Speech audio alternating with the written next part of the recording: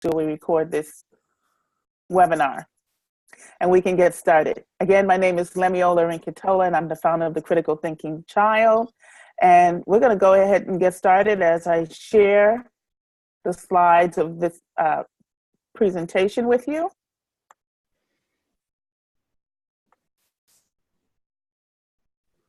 It always takes a minute when we're navigating the tech, right?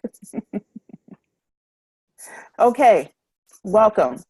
So Cheryl, why don't you give a highlight, just a brief highlight of who you are and what you do. I think that'll be important. I know a lot of parents on the call may be familiar with your work, but it's always good to do just an introduction. I'm Cheryl Lind. I'm a school psychologist, and I've been at the Center for Gifted for many decades. And Center for Gifted runs programs, enrichment programs for gifted children throughout the Chicago area. And I am on staff here. And I also teach part-time, sometimes for National Louis University in the special ed department. Wonderful. We are so excited to have you. Welcome, Cheryl. You're going to bring a level of expertise to this webinar that many parents are really excited about, and we are excited to learn from you. I had mentioned before, if you can jot down or have a writing utensil, pen and pad, whatever's at your disposal to be able to jot down some notes. We are recording this webinar, but it's always good to take down some notes that will resonate with you and your particular concern and issue with respect to your own children. Okay, what we do at the Critical Thinking Child, we work with a lot of parents who are concerned. They have bright children who may be naturally gifted in one particular area or just really strong in a particular academic area, and then they struggle in other areas. Are you familiar with that type of child? Well, these are the parents, the families we come across. And the purpose of the Critical Thinking Child is to empower parents with tools and resources so we can help children think and learn with confidence, especially in the subjects that they struggle with, the subjects that may not come naturally to them, or they might find boring or confusing. So we want to be able to provide services and tools, and we do that in a number of ways.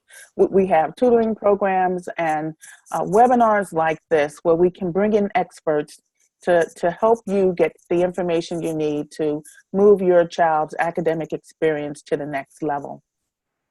One of the things we often have parents start off with is understanding, do you know your child's learning style, so to speak?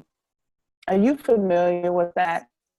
And I think that's a very important question. And we have a short quiz here, and this is the link. Some of you have already taken that quiz, and you've been able to identify what type of learner you have at home. Whether you have one child or multiple children, you probably know by now that even your own learning style may be different from that of your child. And when we as parents, we have a particular learning style and we're trying to teach and educate and support our child academically, sometimes it's at odds. Have you found that to be the case? Where you are a visual learner and maybe you have a son or a daughter who likes to learn through body motion and body movement, or another child who likes to learn through a literary method, meaning words and vocabulary. Another child who's always asking why and very inquisitive. So there's multiple learning styles, and many of you may already be familiar with the work of Dr. Howard Gardner. We talked about this in previous webinars where Dr. Howard Gardner really explains that there's multiple intelligence and multiple ways that children can learn, and really expanded the idea of learning beyond the academic sense. And some of you may want to go back after this webinar and really tap into Dr. Howard Gardner. But I think as parents, we have a sense, we spend enough time with our children to have a sense of their learning preferences. And sometimes it's one particular style, and sometimes it's multiple styles. So what we may struggle with, and what we're struggling with in a lot of cases, is that motivational piece. How do we keep them motivated? Okay, so I work with young children starting at age 3 and up to 13. So that's a huge span in the work that I do. But I can certainly tell you, in the beginning, we find a lot of children who love to learn by touch, right? They love to touch and explore, very hands-on, no surprise there.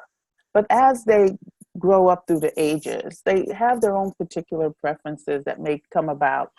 And sometimes it's real easy to have a child just naturally gravitate towards math, right? They get it, they understand it, they are learning and they're progressing and they're getting good grades.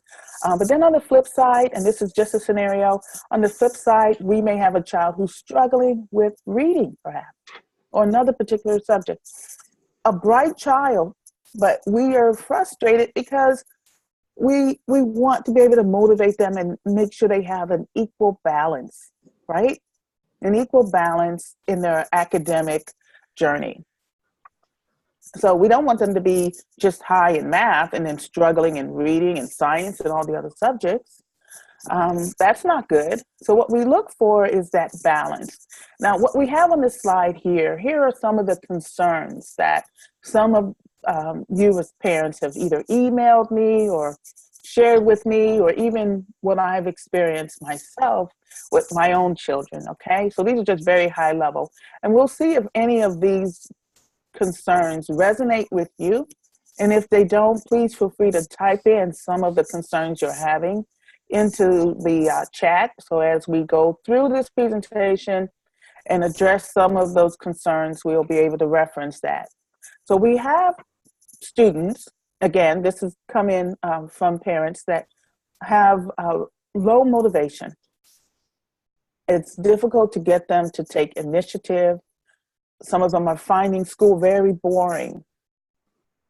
And I had one particular parent who described the situation that school was actually getting in the way of the child watching TV or playing a game called Fortnite or whatever applications that are out there now in the digital world.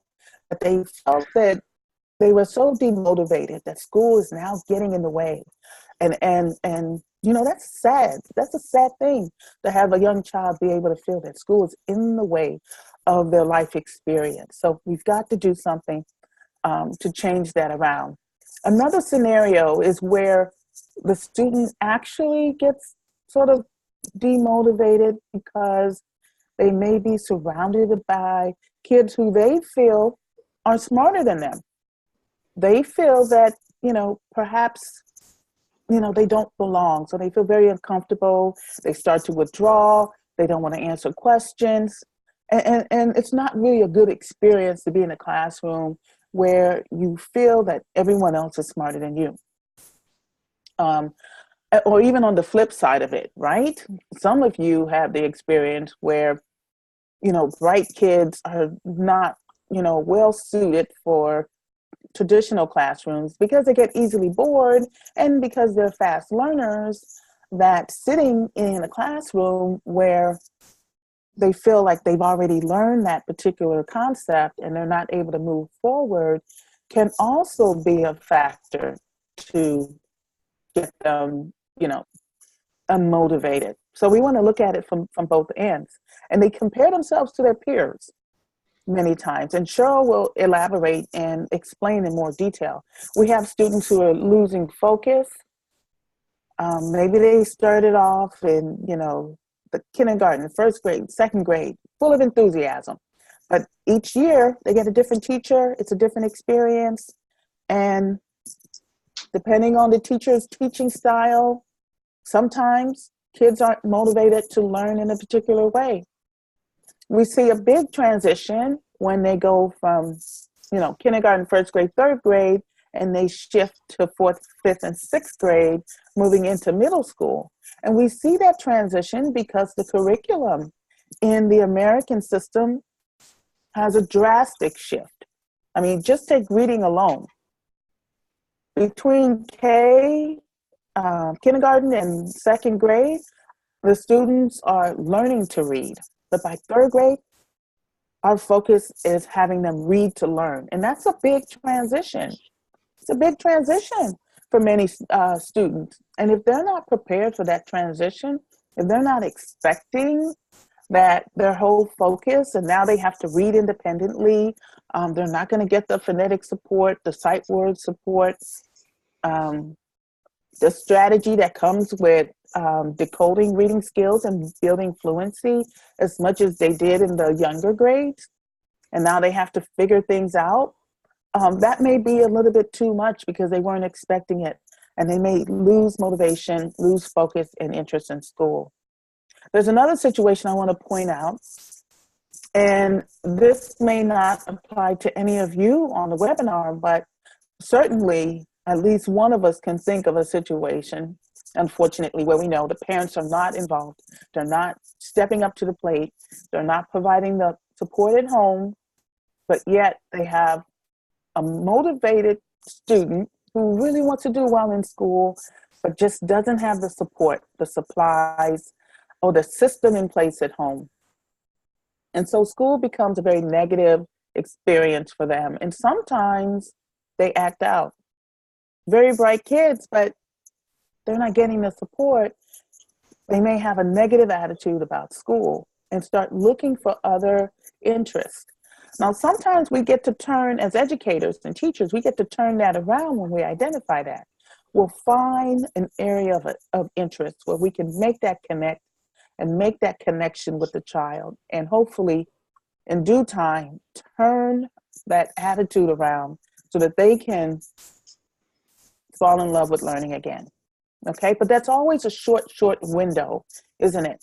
It's always a short window we feel we have as educators and as parents with our stressful schedule, our demanding work schedule, our volunteer work, just even taking care of the family and the household. Seems like every year, less time, more to do. So we're all feeling this pressure of time and commitment. The other last point I want to mention here under parent concerns is the feeling of entitlement. I'll just use, I'll be honest, and I'll just use my own example. And, I'll be happy to take some feedback with that again, because as I said,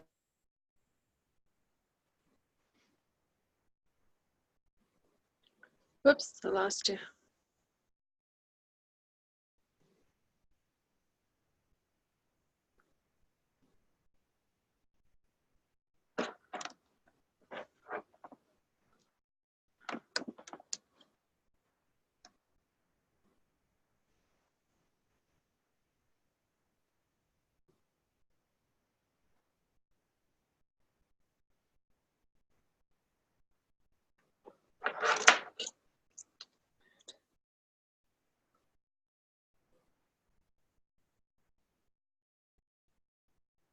There we are.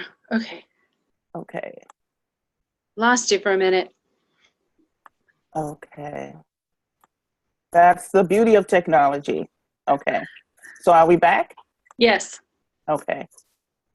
All right. So the last thing I was saying is that the feeling of entitlement, that some kids feel that they are entitled because they're doing everything they're supposed to do academically, and therefore they shouldn't really be motivated to do anything else because they've been told that school is their number one job.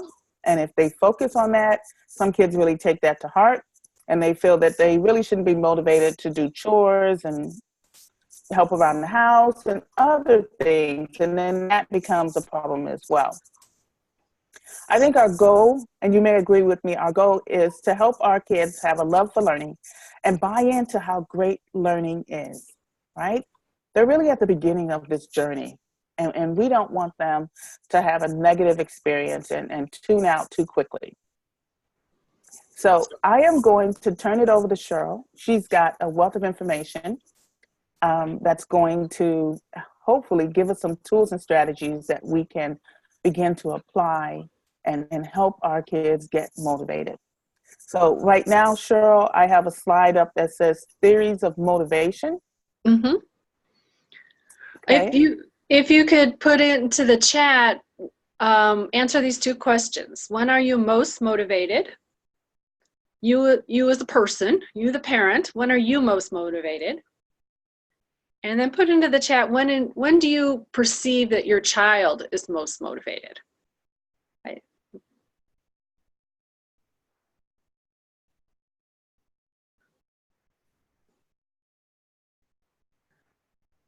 So those two questions.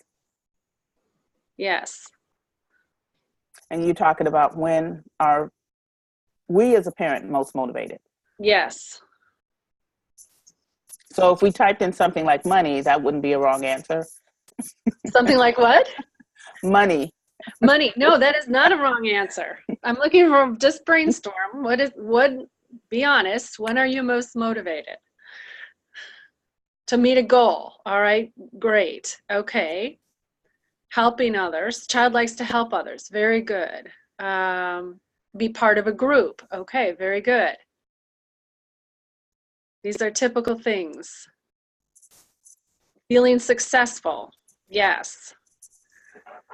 Feeling fewer constraints and responsibilities. That's a condition or environment you're looking for. Interesting. Very good. Any others? Typical answers. Video game. Got it. Challenge. Typical answers that parents give me are, I want to be, I don't want to let my family down. I don't want to let my colleagues at work down. Money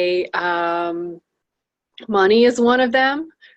Deadlines is another one of them. Feeling of achievement, I just read, and that's very consistent. Love These are all great.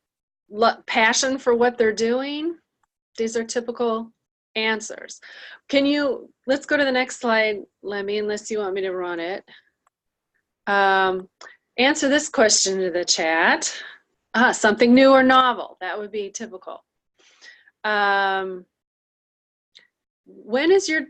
next slide would be on the next question. What motivates you when you have to complete a task that you don't enjoy? Put that in the chat. Oh, okay. And what motivates your children when they have to complete a task that they don't enjoy? Because these can be very different things.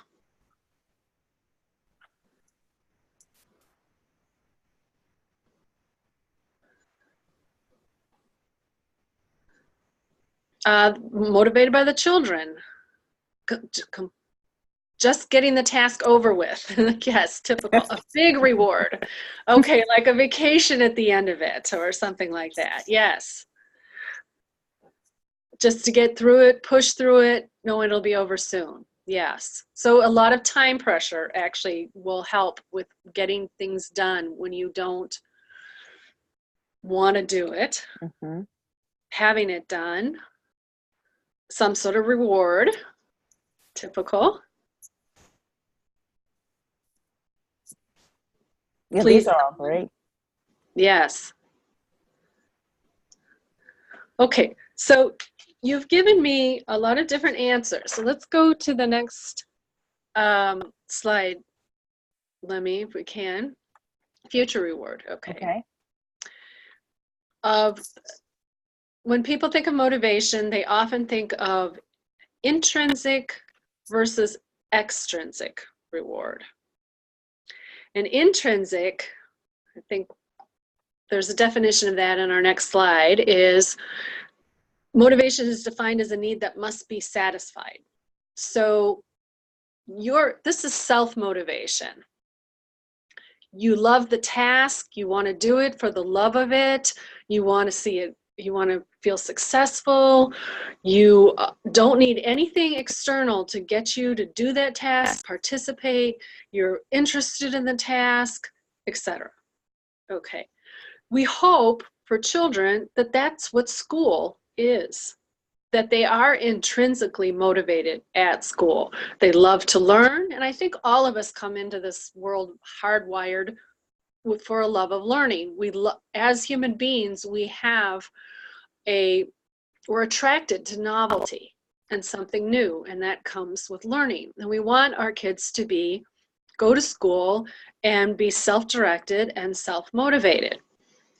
Is that reality?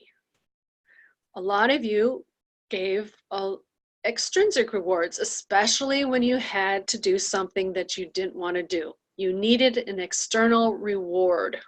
You needed to know you were going to go on vacation later on. You were going to get a bonus. And if you couldn't, these things weren't in place, you knew you didn't want to let people down. So there's that fear of failure or fear of disappointing others, or you needed a time pressure. And in reality, motivation is never all intrinsic, and hopefully it's never all extrinsic either. But there has to be a balance, especially as adults, we pull on those extrinsic rewards, especially when we have to do something we don't want to do.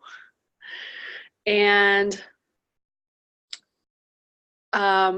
your children are the same. So those are two things to think about.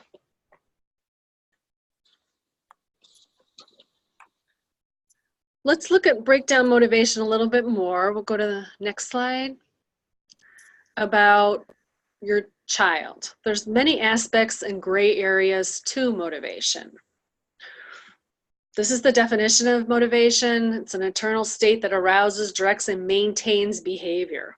So here's 5 basic questions you can ask yourself about your children. Are they actually doing the task at all? Are they doing their homework, or are they just not doing their homework? 2, how long does it take to get started on a task? Are they huge procrastinators? They do their homework, but they won't start it till 9 p.m. So what's going on with that? And again, 9 p.m. gives them that time pressure, right? Because maybe they have to go to bed at 10, or they started at 8 p.m. when they have to go to bed at 9. Just like you, as an adult, we're using time pressure to get them to do something they don't want to do. How engaged are they in that task? Are they doing other things? Are they multitasking? Are they watching TV while they're doing it? Are they talking to their friends? Are they chatting? Are they all involved, or just somewhat involved? And if number 4, if something happens that is difficult, do they give up? Do they keep going? And lastly, how are they feeling when they're doing the task? Are they enjoying it? Are they feeling they can do it? Do they have feelings of competence and confidence? Or does doing the task bring a lot of anxiety to them? Are they bored by the task? So you can see there's motivation has many different aspects of how engaged one is in getting the task done. Let's go to the next slide.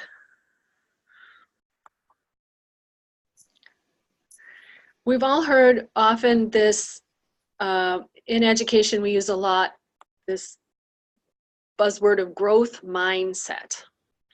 And growth mindset is all about effort. Effort makes the difference. And it's an emphasis, and it's an attitude, and it's an environment in school where there's a great appreciation for effort.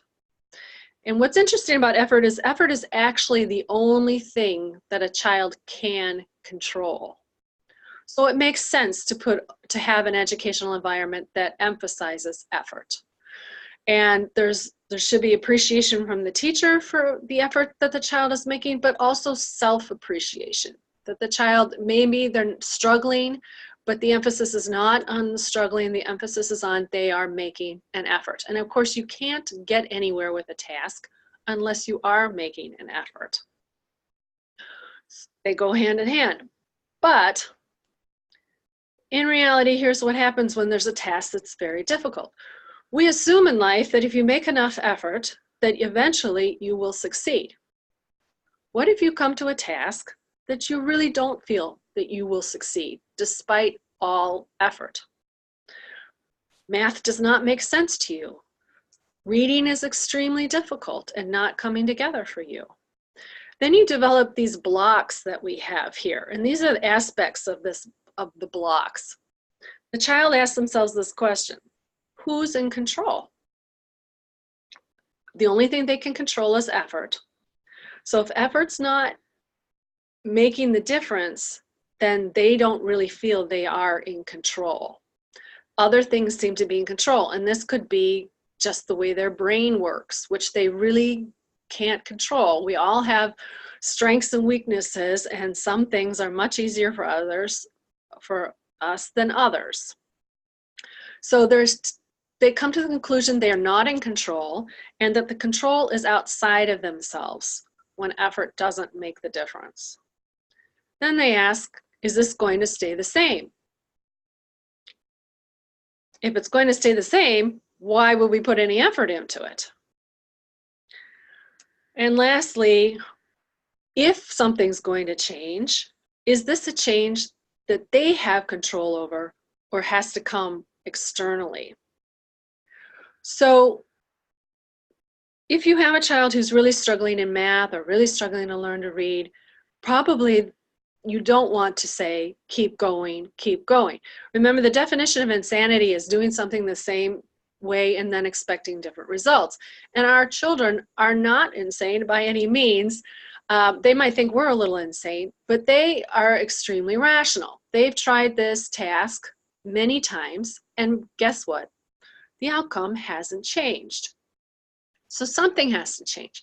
They need a different curriculum, they need a different instructional approach, maybe they need a different teacher, maybe they need small group instruction, maybe they need one-on-one instruction. Do they have control over that?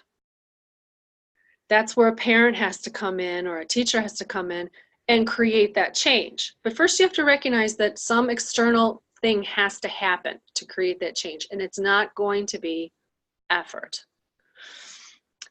But here's what also happens. You've already we're already out of the growth mindset, and we're into a very difficult attitude.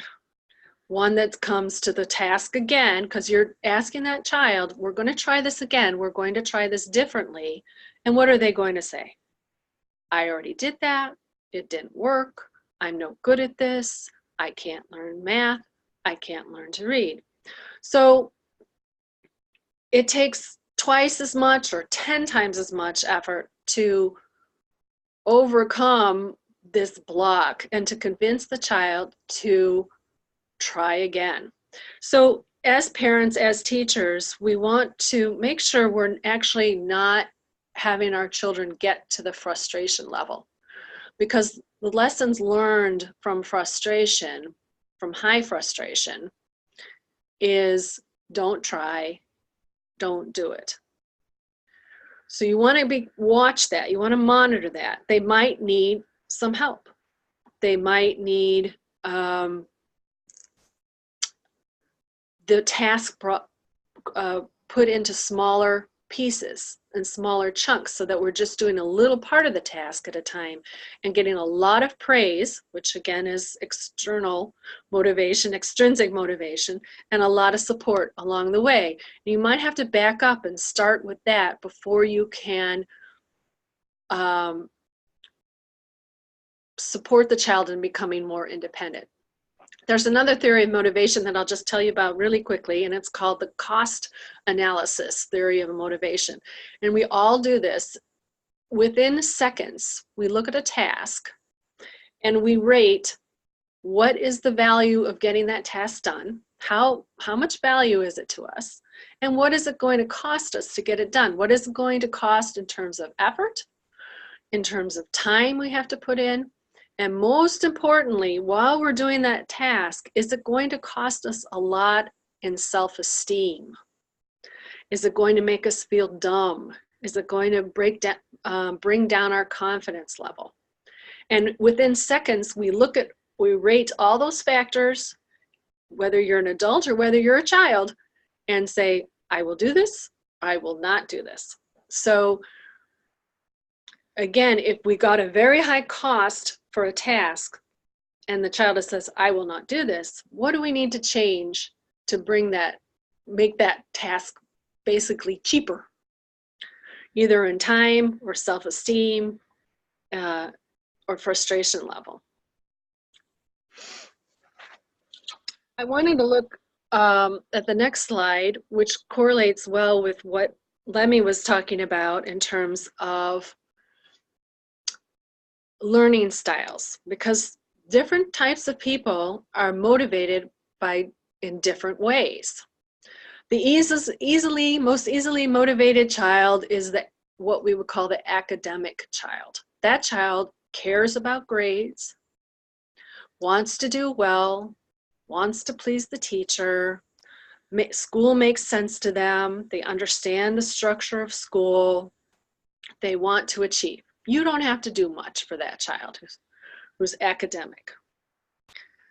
But then you have the child whose persona is what we call, their talent lies in the intellectual, which we define as a child who has a passionate interest just for one or two things. It might be oceanography, it might be medieval times, it might be some part of science, or even math. And all they really want to do is that thing that they're highly interested in. School is for generalists. So we actually take a very bright child and we frustrate them because school makes them do all sorts of things that aren't related to what they're really interested in. What's interesting, later on in life, we pay specialists very, very well, and that's what you have. You have a child who's a specialist already, right? If you have a problem with your knee, you want to go to the doctor who knows everything about the knee. You don't really want to go to the GP. But the irony of school is that we're generalists. So if you have a child who's got a few passionate interests, you want to support those interests and in some way have the teacher bring those interests into the class or relate it to what's going on in the classroom, or even just let them share. Because at some point, if the child is getting their own needs met, they will come around. They will do some give and take. All right, I get to do this oceanography thing, so okay, now I will write my English paper. But if you take that away from them, then it doesn't seem fair to them. Then we have the child who's very creative, and they need lots of possibilities in the curriculum, lots of divergent thinking, invent things. They're very poor test takers. They will go to multiple choice tests and they will look at all the different answers, and if you talk to them long enough, you will find that they have a good reason for why every single one of those answers could be correct. So you might have a highly creative child, but doesn't do well in school. And by not doing well in school might just be they're not very good at coming up with one answer all the time. So you need them to have some part of their day, some part of the school day, where one answer is not what is required. For some kids, that will be very threatening. For others, for the highly creative child, this is where they're going to thrive and be motivated. Again, you can have an artistic child. I have a friend of mine who, I love this example. He said he didn't really know what was going on in school until one day the teacher picked up colored chalk. And this person became a painter. So this is just what his passion was going to be. So you can identify how your child, what their talents and abilities are. You will understand them better as the type of how to motivate them. And then there's children who will, if they can lead, they will do the task. They love people, they want to be around people, but they also want to lead. And lastly, there's the kinesthetic learner that Lemmy mentioned, who needs their body involved in the learning experience. They become dancers or athletes later on in life, and we certainly reward athletes very well in this country. So it's not, we support them, but in school it's a lot of sitting and they don't necessarily do well. So in some way we need to get their body involved in the learning experience in order to create that motivation. Lastly, I want to talk about, on the next slide, Richard Lavoie, who's, if anyone's ever in education, they know Richard Lavoie has written many books, and he's one that I'm drawing from today is called The Motivation Breakthrough. And he's actually identified, he's taken many theories of motivation and broken and created this, what he calls 8 motivational forces. And if you understand your child, which of these apply to your child, you will understand motivation, what motivates them. And most of us have 2 or 3 that are most dominant. It's not just one thing, but it's 2 or 3 that are most dominant. You can have a gregarious child. The gregarious child is someone who's very outgoing, loves people, just wants to be with people. You might be able to get that gregarious child to do something that they don't want to do if you put them with a partner or put them with a group. Some of you mentioned, and what motivates you is other people. That could be your child as well. They don't want to sit alone by their room, doing their homework. Just the entire environment of being alone feels very demotivating for them. So they want to be at the kitchen table working next to you or next to a sibling. And that will get them to do something they wouldn't otherwise. And then in contrast, you have the child who's autonomous, who doesn't want to be with people, doesn't want to be in a group, wants to do the task on their own. The next one is the status child. They need public recognition. They need an external reward. They need a sticker, a smiley face, a check off, their paper on the refrigerator, their artwork on the refrigerator. The teacher needs to put on the board their writing. They need public recognition and understanding where they are in relation to others. The inquisitive child often goes with that intellectual child that we talked about previously, and that's your most self-motivated in terms of doing what they want to do. They're very curious. They have their particular passions. We have the aggressive child. This is the child who likes to debate. They also want power. They have their ideas, and they want to get them across. Teachers don't like the aggressive child. They're difficult to teach, but I always tell teachers when I'm doing teaching of teachers that we've never had any positive change in this country without someone being extremely aggressive about it. So if you have a child you feel is aggressive, don't squelch it. Create some boundaries. Let them be themselves. And it often goes along with the power child who also needs power. And what you want to do for a child who needs power is to give them choices. You can decide what the choices are, and they can decide within your parameters what's going to happen. And by giving them that power, that will motivate. We also have the child who needs recognition, but that's different than status, because that child could just need something written on a piece of paper that no one else knows about, or a whisper in the ear. They need praise, but they might really not want it to be public. That might embarrass them. And as kids get older, public recognition often does get embarrassing. Oh, I have a good question. Do these forces change over time for the same child? I would think they could, and I haven't had that question before, because we all change and we all develop. But I'm going to postulate that some of them will stay with a person their entire life. And the last one is affiliation. That's a child who wants to be on a team, who wants to wear the class t-shirt, who wants to be part of the group and not let the group down. So if you're thinking about a child right now, can you think of 2 or 3 of these that stand out for your child? Cheryl, I certainly can. Yeah. Or I have a set of twins, and these forces wouldn't be exactly the same for both of them.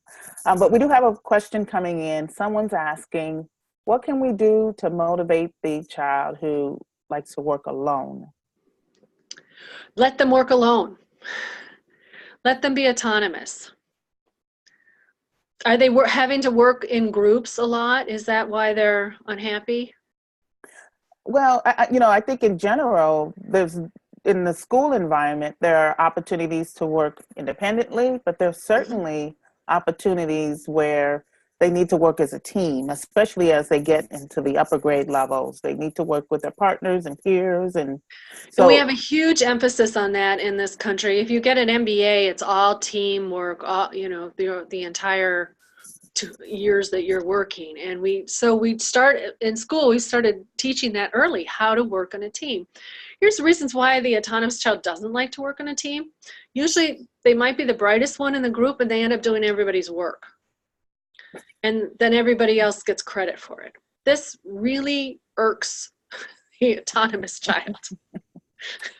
They feel it's very unfair, and they're not wrong. Remember, our children are rational. So it gets very tricky on how to grade in these groups. And sometimes the other thing that bothers the autonomous child is that if they're being slowed down, they could do a task much more quickly if they weren't in a group, and it'd be over with, and maybe it's a task they don't really like. And then the last thing is they may not know how to work in a group. They might not have the social skills. Working in a group is difficult, of how to share power, of how to listen. And these things may need to be taught direct instruction on how to listen, how to share, how not to be the person who's always leading and doing the talking. I missed some questions. I'm sorry. There were some questions coming up while I was talking. Did you catch them, Lynn? Yes, it was somewhat related. And someone was saying, I think you kind of answered it in terms of giving ideas when students who like to work alone get frustrated easily. I think they need some social support. Yes. Yes. Examples, and we have to ease into it.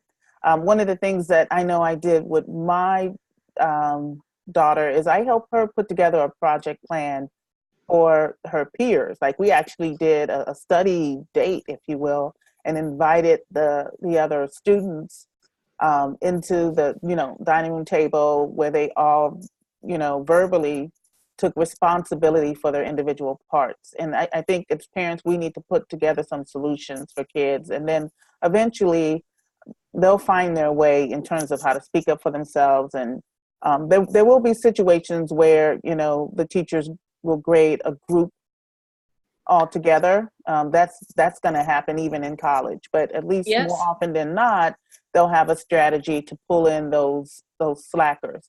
There is a question that came in about how many of these forces make a child well-rounded. Shannon is asking that question. Well, I'll say this: as we get older, we become more well-rounded. And the younger we are, the more pronounced we are in 1 or 2 or 3 of these areas. So if you're having some motivational issues with your child, you want to look and see which are 2 or 3 of these are the most pronounced, and to use the motivational tools to work with who your child is as a person. As we get older and we're in different work environments, and the tasks need to be done, we just as human beings become much more well-rounded. So a lot of it's exposure. Okay, yeah, that's really good. We have a few more questions coming in. Yeah. I have a son that is strongly defiant. Is it because his motivational force is aggression? Could that be related? It could be aggression. It could be power. He might need power. And you want to give him power. A child who needs power, you don't want to withhold that. You want to offer them power, but you want to do it in a way that's appropriate. And if you have defiance, might be something a little different than a motivational strategy, but as a motivational strategy, you want to be sure that you have a child you're offering power to them. Mm-hmm.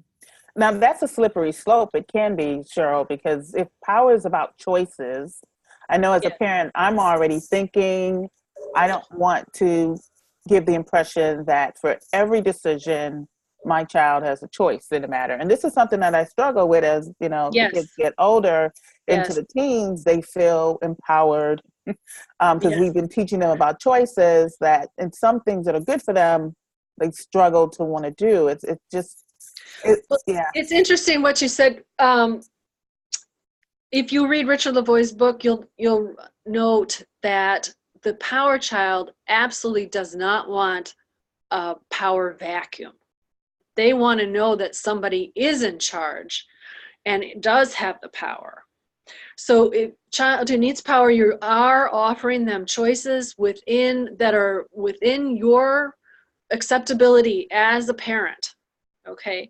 But if you don't want to be a pushover, because if you are a pushover, that actually is very threatening to the power child. They will go into that vacuum, that power vacuum, and take over. But that's high stress because they're just a child. So it's a balance. You absolutely, as the parent, you stay in power, but you create opportunities of lesser powers, so to speak, that they can express themselves. I'm just curious, does the book relate to any time constraints around power, meaning deadlines to make decisions for children?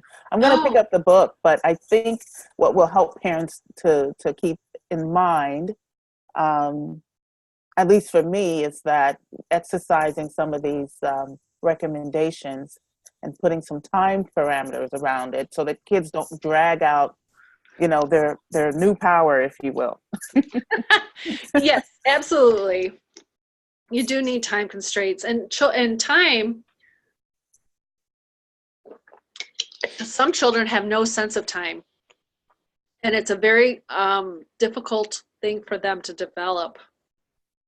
So in this country, we have acute sense of time. So if you don't have a good sense of time, it's problematic. I always say to parents, get them a watch, get them a timer. Even so, I've had children that I counsel tell me how difficult it is for them to understand the concept of time.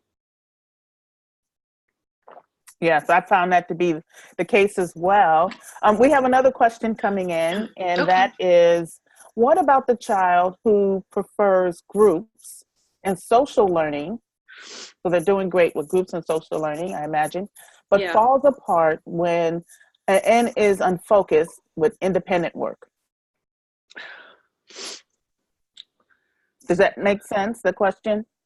Well, I think I read this question. They get distracted actually when they're in the social setting. Is that, I think, what I read? Yeah, distracted, unfocused, not motivated. So you're gonna have to balance this out. The reward is going to have to be some social engagement after the independent work is done.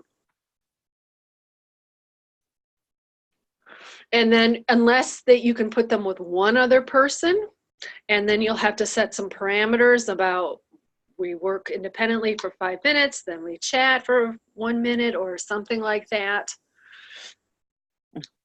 But they're only going to be motivated by people. And that's going to be the extrinsic or external reward in the end for them. Okay.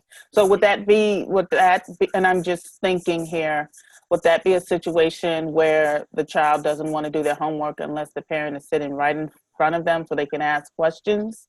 Because they really don't want to do it alone, although they're certainly bright and capable enough. I've seen that. I've absolutely seen that. Yes. They can do that homework by themselves and they just don't want to. They just want somebody right there. Yes. So how can we, because I can imagine we're trying to cook, clean, watch the other kids, Right. we can't sit there in most cases as parents, and we'll never get anything done, and homework will probably take 2-3 hours longer than it should. Well, if you can get your own stuff done while they're doing your homework, or like be in the room and be in the kitchen while they're at the kitchen table, or you're on the computer while they're doing their homework, that might be a compromise that would work for them. You might have to put some time parameters. Yes, I will come back here and sit with you, but I have to do these things too. And as a parent, you have things you have to do, and you have a right to say so. They can't totally take up your life that way, that's for sure. Mm-hmm. I think the time parameters are really going to be helpful, because Yes. if they have a sense of time, eventually getting them on a routine tied to time, I've seen that to be very effective, because, after following a routine that has some time parameters around it, they may struggle initially and not want to do it. But if you continue with that format, eventually it becomes their expectation. Yes. It's a conditioning. It's a training. Mm-hmm. Yes. Okay, so we have another question coming in. What about a situation where a school may sort of mistreat children or exclude them from peers? The experience for school is one that the child feels isolated, okay? And how do we inspire that child when they really don't feel like the school is sort of supporting them, and they really feel isolated? And they don't feel like those in authority are really hearing them out. I'm paraphrasing what was typed in, but. Okay. Well, I'm sorry to hear that. First of all, that's distressing. I have to ask, why are they feeling so isolated? It's because, are they lacking social skills? And maybe that's the first place to start, is with some social skills training with a social worker at school. They usually do group kinds of things, group counseling, where they actually are teaching social skills. Not all children are born with understanding social skills, and sometimes this needs direct instruction. If sometimes you have to initiate maybe more social things outside of school. No child should be feeling isolated all day at school. That's just depressing. That should not be happening. That needs an intervention. Yeah, I would agree with that. A Yeah. serious one. And Yeah. maybe, like you said before, changing the school environment, a new teacher, a new curriculum. Even a teacher buddy, someone to eat lunch with the child. There's programs like that where kids who are, sometimes the teacher will volunteer to eat with kids that they know are struggling, and that can be a boost of self-esteem. Yeah, that sounds like a good starter. Yeah. Sounds like a good starter. Yeah. Well, I certainly wish you luck with that, because we wouldn't want, that situation to occur with any child. So. No. Okay. So there's another, I think that's a similar type of question. How do we motivate a child who doesn't like to take certain tests? This could be a significant swing among different test results. Okay. So this is not your test taker situation. I had a situation where my son, at 6 years old, when I was testing him for a selective enrollment program to get him into a gifted program, and he told me that he was not going to do well on the test before the test started, because he didn't want to change schools and he didn't want to lose his friends. And naturally, that's exactly how the results came, because he was determined and he knew the consequences of taking this test, or, the possibilities and so forth. And he did not want to do well deliberately. So this question just brought back flashbacks on that. But how do we help? How do we help with this question? Well, And I think we wanted to have a webinar about test taking at some point, and this is really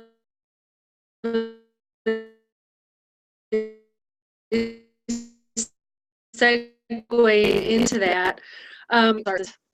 Has a lot to do with group test taking. Kids some days are motivated to take a test, some days they're not. There's no control for that.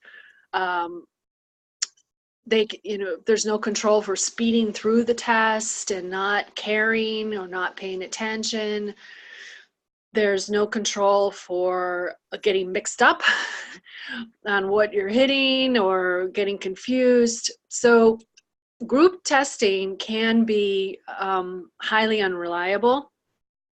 Unfortunately, I have many parents who come to me and say, how can they have done so well in the fall and then dropped in the winter? And there's a lot of it, it's not necessarily about the child so much as about the actual test-taking skills. And maybe they need to understand that better. Some kids have no time management, understanding in test-taking, and that can be a factor as well. So this would definitely be a separate topic that we can. It really could be, yes. Yeah. I think we had that on the agenda. So it's a good question. Thank you for bringing that up. Yes. Okay, are there more questions? We are coming near the end of time here. We could go to the next slide. Okay. Just real quickly. This is what Richard Lavoie recommends. If you've identified 2 or 3 of these dominant kinds of personas for your child, you would want to draw on these. Go back to the 6. The 6, he calls it the 6 P's of motivation, I think, which is praise, projects, prestige, prizes, people, and power. So if you have a child who is status oriented or recognition oriented, you want to look at praise, you want to look at prizes, you want to look at prestige. If you have a gregarious child, you want to look at people. If you have an autonomous child, you want to look at projects. So, and of course, if you have the power child, you want to look at power. And then lastly, you want to look at the environment that a child is learning in. If we all think about what kind of environment you like to learn in. What kind of environment do you like? Do you feel happiest and most successful and most motivated? Some of you will feel most motivated with a lot of people around you. Some people will feel most motivated, autonomous. Almost all of us feel most motivated when we have the most freedom within some structure. Because we don't want so unstructured that we don't know what we're supposed to do. We're supposed to be doing. So you're always balancing choice within a structure where your child can succeed. I think that sums it up. We may have missed some parts of it. Can you just give a 1-line description for each of the 6 real quickly before we end? Oh, okay. I'm sorry you missed some of it. I was saying if you have a child who is recognition oriented or status oriented, you want to look at praise, prestige, and prizes. If you have a child who's autonomous, you want to look at projects. If you have a child who's gregarious, you want to look at people. If you have a child who's aggressive or power oriented, then you want to look at power. And if this is interested in you, I would get the book because you'll get 250 pages explaining all of this. Well, I am definitely going to get the book. It's fascinating, and it couples in with all of the other research that I've been, reading with Dr. Dweck and Dr. Gardner, and it all feeds into it. And this goes a little deeper on motivation. So this is wonderful. We are experiencing some technical difficulties with the Zoom platform. I apologize for that, but we do have this webinar set up to record. And for those of you that have registered for this webinar, we will send you the recording link. Barring any technical issues, you'll definitely get a link to that where you can go back and watch the replay. Are there any questions? We've got about 1 minute left, and this has been a great discussion. Learned a lot, and I think we have one more question coming in the chat area. Let's see. Oh, access to the slides. Absolutely. We'll email if we have everyone's email. For those of you who registered, we'll use that, and we'll definitely give you access to the slides. No problem. Oh, you're very welcome, everyone. Yes. And there were a few more questions. For those of you that have to go, feel free. And if you want to hang on while we answer just 1 or 2 more questions, feel free to hang on. I just want to make sure, since this was such a hot topic, that we cover some of the parents' questions today. So did we cover, there was a question that came in, what can we do about some teacher ways of asking students to pair up? Like the same kids always end up being partners, and this can be demoralizing for these students. And I think, I know I've seen that in the classroom where they have a buddy system, right? Oh, yes. Unfortunately, teachers will often take the well-behaved student and pair them up with the really unbehaved student consistently. And it's just so unfair to the well-behaved student. When I teach teachers, I say, you can't do this. Everybody has to share. And I think you'll just have to, in the nicest way possible, write a note to the teacher or an email saying, could my child so-and-so work with a variety of people in the classroom? And you know, when you're asking something for a teacher, you're going to tell them 5 wonderful things about themselves first. You're going to tell them how wonderful, how much they love the class, how much they're learning, how she comes home like so excited. She just has this one little thing. You have to tell them at least 5 positive things. I have actually developed templates for parents on how to talk to teachers, because it's definitely, I think I have about 10 templates that you can, like, it's already scripted, and then based on what the goal is, you kind of use these words and massage it a little bit. And I've shared that with parents, and it has been sort of a game changer to allow them to be able to approach a teacher that's going to be receptive and so forth. So make sure, you know, that you tell them, I don't know if it's necessarily 5 things about them, but it is positioned in a way that doesn't come off as being sort of defensive, right? Right. You have to start with a lot of praise, because teachers are just human beings. You know, when I was getting an MBA and I was in a class where it was organizational behavior and how to do a performance review. And they said, if you really want one thing to change from your employee, you have to tell them 10 nice things about themselves and only one thing that you want changed. Otherwise, people just automatically go on the defensive and they don't hear you.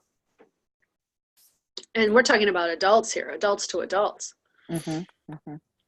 So I always remember that. Okay, thank you, everyone. I think we've covered it. If we've missed it, your question, believe me, it wasn't intentional. It's kind of challenging to navigate between the slide deck and then try to get to the questions and then make sure that the audio stays on point. So it's a juggling act, but I think we've covered the gist of the questions. Thank you for taking the time out today. Please look forward to our upcoming webinars. Cheryl and I are partnering together to bring a series of educational information to you to help you and empower your students and help them reach their academic potential, not just in school, but also their potential in life in general. So thank you so much for joining us, and have a great day, everyone. Thank you.